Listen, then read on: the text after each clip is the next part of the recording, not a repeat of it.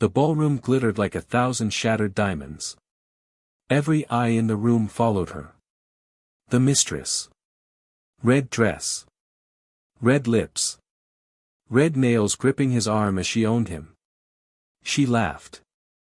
He laughed. The cameras flashed. The whispers spread like wildfire through the crowd. But then the doors opened again. And everything stopped. The wife had arrived. And what she did next would destroy them both. This is the story of the most anticipated ball of 2025. The night everyone thought they knew how it would end. They were wrong. The Grand Celestial Ball happened once a year. It was the event. Politicians, celebrities, billionaires, everyone who mattered was there. And this year, everyone knew the scandal before it even began. He was bringing her. Not his wife. Her. The mistress. The woman he'd been seen with for months. The woman who posted cryptic quotes on social media. The woman who wore his gifts like trophies. His wife hadn't been seen in public for weeks. People assumed she was hiding. Humiliated. Broken. They assumed wrong. The mistress arrived at 7:30. She stepped out of the limousine like she was walking a runway. The red dress clung to every curve. The slit went up to her thigh. Her hair cascaded down her back in perfect waves. She smiled at the cameras.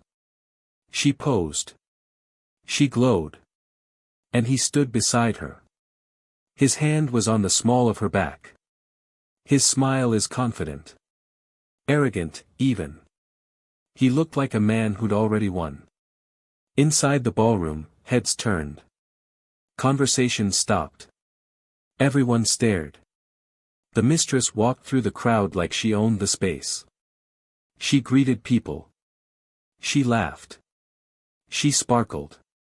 And he stayed close. Always close. His hand never leaves her. His eyes never leave her. It was a statement. A declaration. She wasn't just his mistress anymore. She was his choice. But then someone whispered, "Where's his wife?" And someone else said, "She's not coming. She wouldn't dare." They were wrong. At 8 o'clock, the doors at the top of the grand staircase opened. Every head turned. Every conversation died. Because there she was. The wife. She stood at the top of the stairs in a white gown that looked like it was made of moonlight. Simple. Elegant. Devastating. Her hair was pulled back. Her face was calm. Too calm. She didn't smile. She didn't wave. She just stood there. Looking down at the crowd. Looking down at him. Looking down at her. The mistress's smile faltered. Just for a second. But everyone saw it. The wife began to descend the stairs. Slowly. Each step is deliberate. Each step echoes in the silence. She didn't rush. She didn't hesitate. She moved like a queen walking toward her throne. And the crowd parted for her. They stepped back. They watched. They waited. He froze. His hand slipped from the mistress's back. His face went pale. The mistress grabbed his arm. She whispered something. He didn't respond.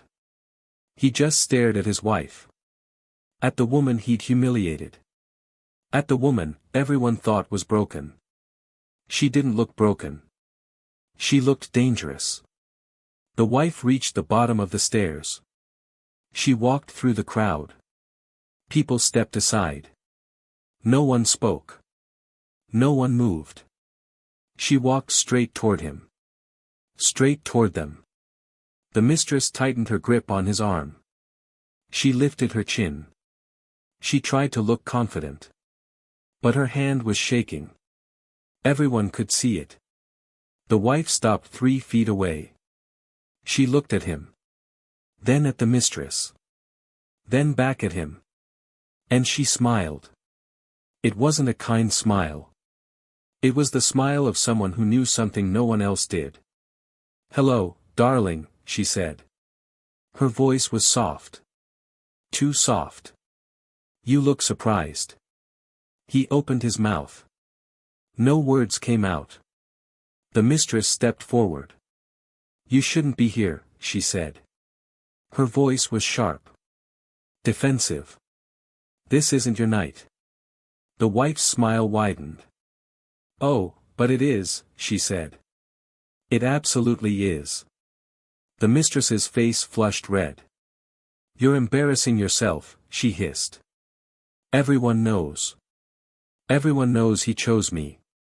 The wife tilted her head. "Did he?" she asked. "Or did you just believe what he told you?" The question hung in the air like smoke. The mistress blinked.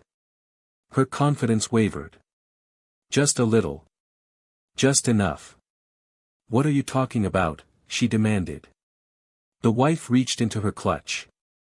She pulled out a phone. She held it up. "This," she said. "This is what I'm talking about." She pressed play. A voice filled the ballroom. His voice.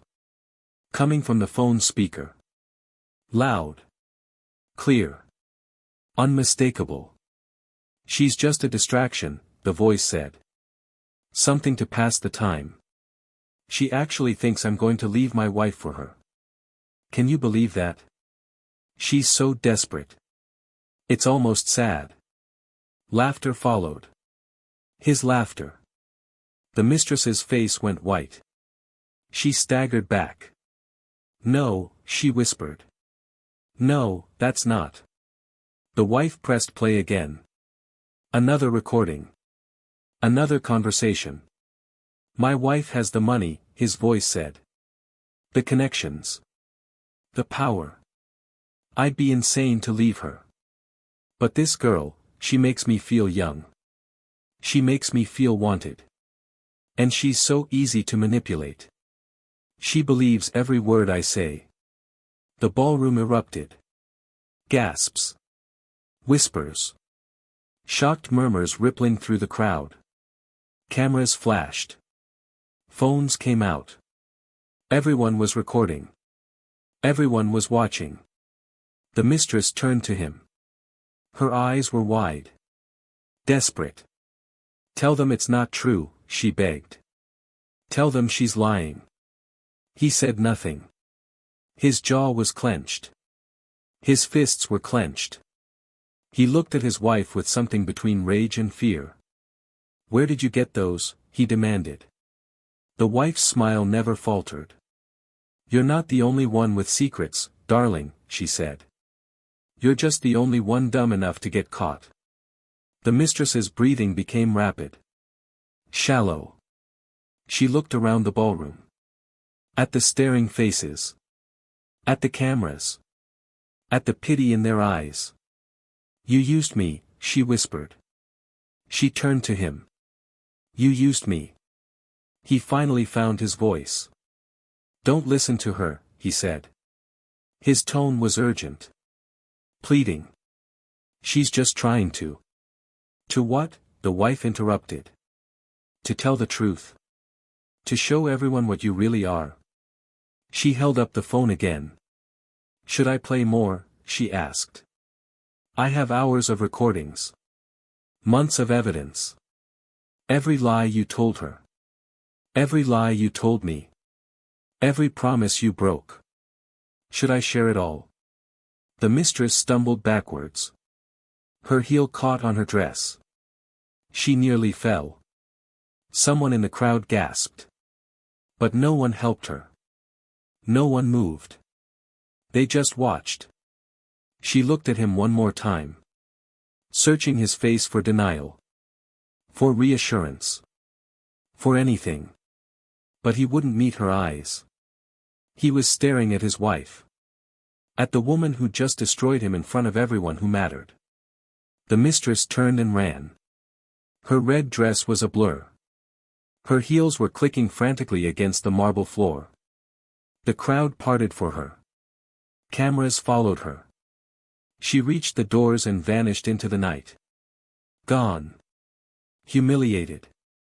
Broken. But the wife wasn't finished. She turned back to her husband. The man who'd betrayed her. The man who'd flaunted his affair in front of the world. "You thought I'd just disappear," she said. Her voice was still soft. Still calm. But there was steel beneath it now. "You thought I'd hide. That I'd cry in private and let you move on with your shiny new toy." He finally spoke.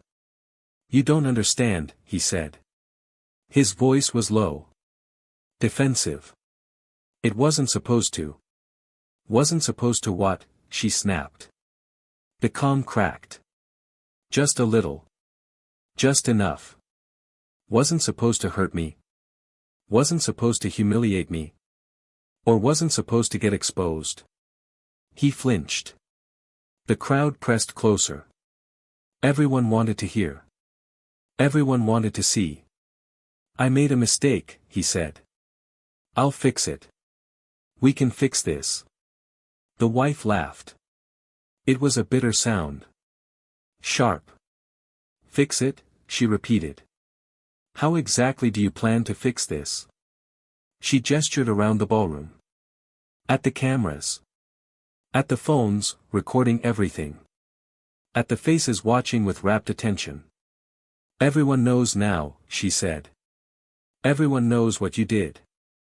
What you said. What you are." He stepped toward her. "Please," he said. "We can talk about this. In private." "We don't need to." "In private," she cut him off. "You didn't want privacy when you brought her here. When you paraded her around like some kind of trophy. You wanted everyone to see. So now they're seeing everything." She reached into her clutch again. This time, she pulled out an envelope. Thick. Official looking. She held it up. "Divorce papers," she said. "Already filed. Already signed by me. All they need is your signature." The color drained from his face. "You can't be serious," he said. "Oh, I'm very serious," she replied. "And here's the best part. The prenup you made me sign. The one that said I'd get nothing if I left you. It has a clause. A very specific clause about infidelity. You cheated. You flaunted it. You humiliated me publicly. That voids the entire agreement." His eyes went wide. "No," he breathed. "Yes," she said. "Which means I get half of everything. The houses. The cars. The businesses. The offshore accounts you thought I didn't know about." She paused. Smiled. "I know about all of it. Every hidden asset. Every secret investment. My lawyers have been very busy these past few months." He lunged forward. Not to hurt her. But to grab the envelope. To stop her. Someone in the crowd shouted. Security moved. But the wife stepped back. Calm. Controlled. She held the envelope out of reach. "Don't," she said. Her voice was ice. "Don't make this worse than it already is." He stopped. His chest was heaving. His face was red. "You planned this," he said. The realization was dawning. Slow and terrible. "You planned all of this." "Of course I did," she said. "Did you really think I'd just let you destroy me? That I'd just disappear and let you win?" She stepped closer. Close enough that only he could hear her next words. But the microphones picked them up anyway. The cameras caught everything. "You made a choice," she said. "You chose her. You chose humiliation. You chose to throw away everything we built. So now you get to live with those choices. In front of everyone." She turned to the crowd. To the cameras. To the hundreds of people watching with their mouths hanging open. My husband brought his mistress to the most anticipated ball of the year, she announced. Her voice carried through the ballroom. Clear. Strong. He thought it would make him look powerful. Important. But all it did was make him look pathetic. The crowd murmured. Some people nodded. Some looked away. But no one disagreed. She turned back to him. You're going to sign these papers, she said. Tonight. In front of witnesses. Or I release everything. Every recording. Every text message. Every receipt from every hotel room. Every lie you told to everyone in this room. His hands were shaking. You wouldn't, he said. She raised an eyebrow. Try me. The silence stretched. Seconds felt like hours. The entire ballroom held its breath. Waiting. Watching. He looked around. At the faces. At the cameras. At the evidence of his own destruction playing out in real time. He had no way out. No escape. No clever words to make this go away. Fine, he said. The word came out strangled. Broken. Fine. I'll sign. The wife nodded. She pulled a pen from her clutch. She handed it to him. He took it. His hand was trembling so badly that he could barely hold it. She laid the envelope on a nearby table. Smoothed out the papers. Pointed to the signature line. Here, she said. He hesitated. One last moment. One last chance to refuse. But there was nothing left to refuse. He pressed the pen to paper. He signed. The scratching sound of ink on paper echoed in the silence. When he finished, the wife took the papers back. She folded them carefully. Placed them back in her clutch. Thank you, she said. Her voice was almost gentle now. Almost kind. You just made this so much easier. She turned to leave. But she paused. Looked back at him one more time. By the way, she said. That mistress of yours. The one who just ran out of here. She's not the only one you've been seeing. There are 3 others. I have evidence of all of them. I thought you should know. Before the lawsuits start. His face went ashen. What? The other women, she said. They're not as forgiving as I am. They're not as patient. They want their piece of you, too. And they're going to get it. She smiled. That same dangerous smile from before. Good luck, darling. You're going to need it. She walked away. Through the crowd. Past the staring faces and the cameras and the whispers. She walked with her head high. Her shoulders are back. She walked like a woman who just won a war. Because she had. The crowd parted for her. People started clapping. Slowly at first. Then louder. Then the entire ballroom erupted in applause. They clapped for her. For the wife. For the woman who turned her humiliation into victory. She reached the stairs. She climbed them slowly. Deliberately. At the top, she turned back. She looked down at the ballroom. The crowd is still clapping. At her husband, standing alone in the middle of it all. Looking small. Looking defeated. Looking destroyed. She raised her hand. A small wave. A final goodbye.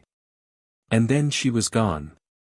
The applause continued for a long time. But the husband didn't hear it. He stood there. Alone. Surrounded by hundreds of people. But completely alone. The mistress was gone. His wife was gone. His reputation was gone. His fortune was about to be gone. Everything he'd built. Everything he'd been. Gone. Because of one night. One choice. One moment of arrogance. Someone in the crowd laughed. Then someone else. Then the whispers started. The mocking. The judgment. He'd been the most powerful man in the room an hour ago. Now he was a joke. A cautionary tale. A warning about what happens when you underestimate the woman you betrayed. Outside the ballroom, the wife stood in the cold night air. The white gown rippled in the breeze. She took a deep breath. Let it out slowly. Her hands were steady now. Her heart was calm. She'd done it. She'd walked into the lion's den. She'd faced her humiliation. And she'd turned it into something else entirely. She pulled out her phone. Sent a single text message to her lawyer. It's done. The response came immediately. Congratulations. Papers will be filed first thing tomorrow morning. She smiled. A real smile this time. Not dangerous. Not calculated. Just satisfied. She'd spent months planning this. Gathering evidence. Building her case. Waiting for the perfect moment. And tonight had been perfect. Better than she'd imagined. He'd given her everything she needed. He'd humiliated himself in front of everyone who mattered. And she hadn't even had to try very hard. A car pulled up. Black. Sleek. Expensive. The door opened. She got in. The driver didn't ask questions. Just pulled away from the curb. Away from the ball. Away from the life she'd left behind. She looked out the window. At the glittering building, fading into the distance. At the life she was leaving. At the woman she used to be. That woman was gone now. The woman who'd cried in private. Who'd pretended everything was fine. Who'd smiled through the pain. She'd died the moment she'd discovered the affair. And in her place was someone new. Someone stronger. Someone who'd learned that the best revenge wasn't anger. It was precision. It was patience. It was walking into the room everyone thought you'd hide from and taking everything back. 3 months later, the story was still everywhere. The video from the ball had gone viral. Millions of views. Thousands of comments. Everyone had an opinion. Some people called her vindictive. Most called her brilliant. The mistress had disappeared from public life. Deleted her social media. Moved to another city. She'd given one interview. Tearful. Regretful. She called herself a victim. No one believed her. The husband had tried to fight the divorce. His lawyers filed motion after motion. But the evidence was overwhelming. The recordings. The messages. The receipts. The other women who'd come forward. He had no defense. No sympathy. No way out. The judge ruled in the wife's favor on every count. She got the houses. The cars. The businesses. Half of everything he'd spent his life building. He was left with almost nothing. He tried to rebuild. Tried to start over. But no one would work with him. No one would invest with him. No one wanted to be associated with the man who'd been destroyed at the Grand Celestial Ball. He became a pariah. A cautionary tale. A punchline. The wife, meanwhile, thrived. She started a foundation. For women escaping bad marriages. For women who'd been betrayed and humiliated and told they were worthless. She gave speeches. She wrote articles. She became a symbol. Not of victimhood. But of strength. Of transformation. Of what happens when you refuse to let someone else write your ending. But late at night, when she was alone, she sometimes thought about that moment at the top of the stairs.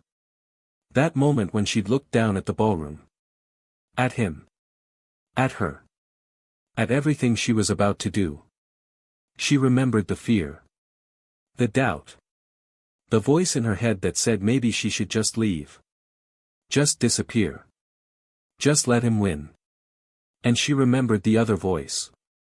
The stronger voice. The one that said no. Not this time. Not ever again. She remembered the feeling of walking down those stairs. Every eye is on her. Of every camera pointed at her.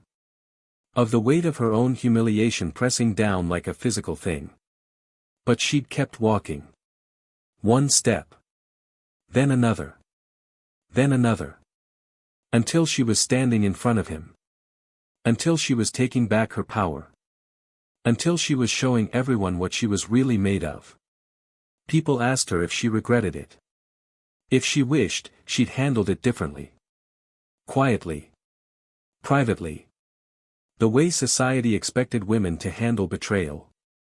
She always said no. Because that night had changed her. Not just her circumstances. But her. The core of who she was. She'd learned that she was stronger than she'd ever known. That she could stand in the middle of her worst nightmare and not just survive it. But transform it.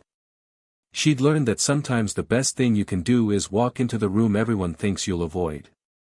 Standing in the spotlight, everyone thinks will destroy you. And show them all exactly what you're made of. The mistress never recovered. She tried to move on. Tried to date.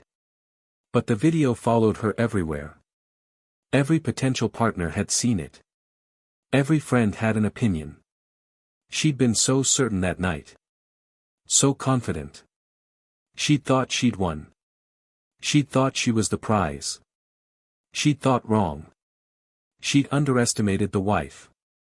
They all had. They'd seen a quiet woman and assumed she was weak. They'd seen her absence and assumed she was broken.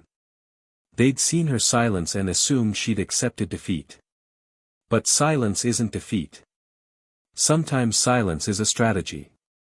Sometimes absence is preparation.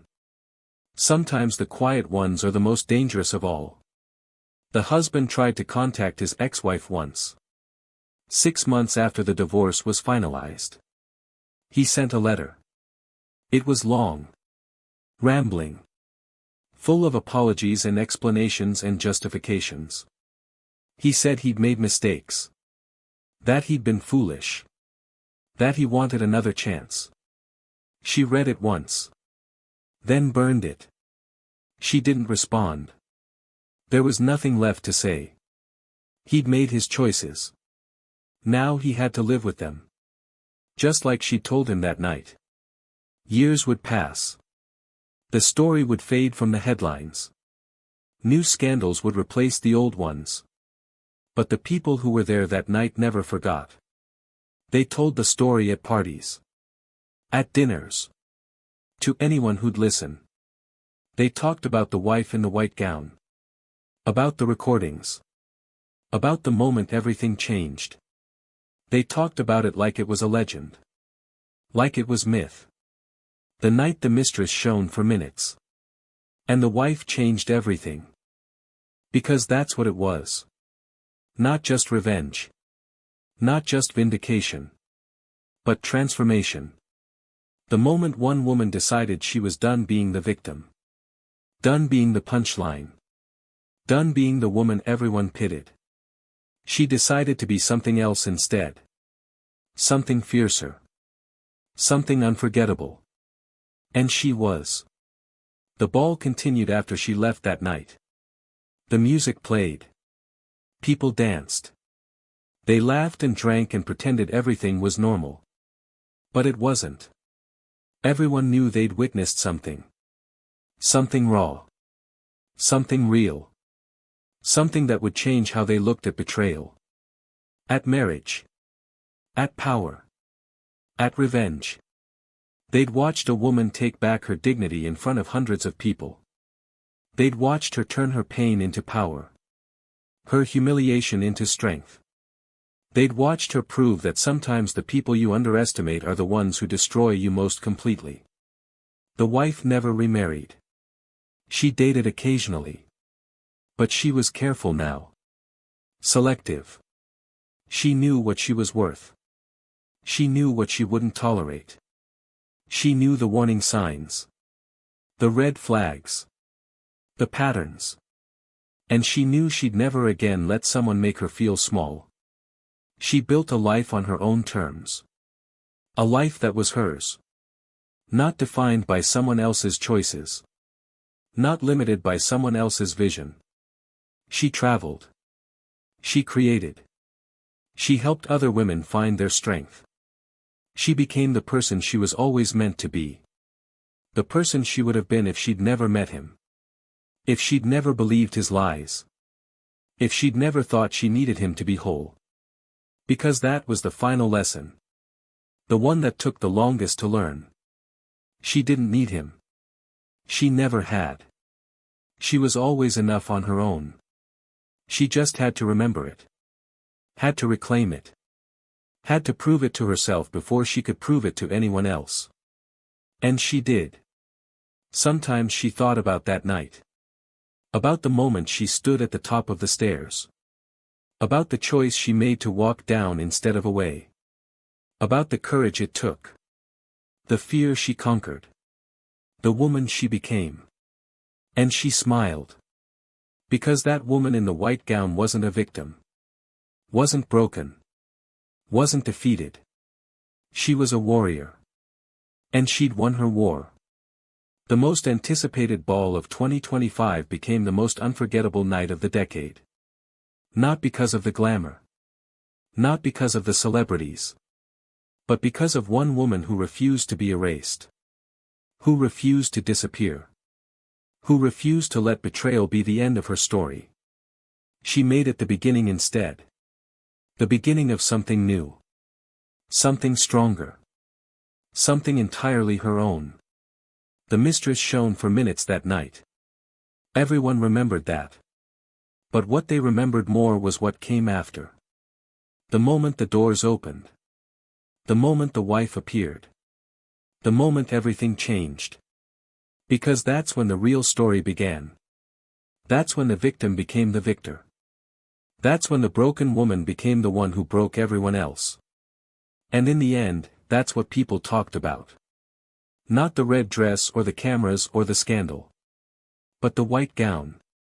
The calm voice. The devastating smile. The recordings. The divorce papers. The moment one woman decided enough was enough. The moment she took back everything they tried to take from her. That's what they remembered. That's what they told their daughters. Their sisters. Their friends. They told them about the wife who didn't hide. Who didn't break. Who didn't disappear. Who walked into the fire and came out forged in steel. They told them about the night at the grand celestial ball. The night the mistress turned every head. Until the wife did this. If this story touched you, subscribe so you don't miss the next one.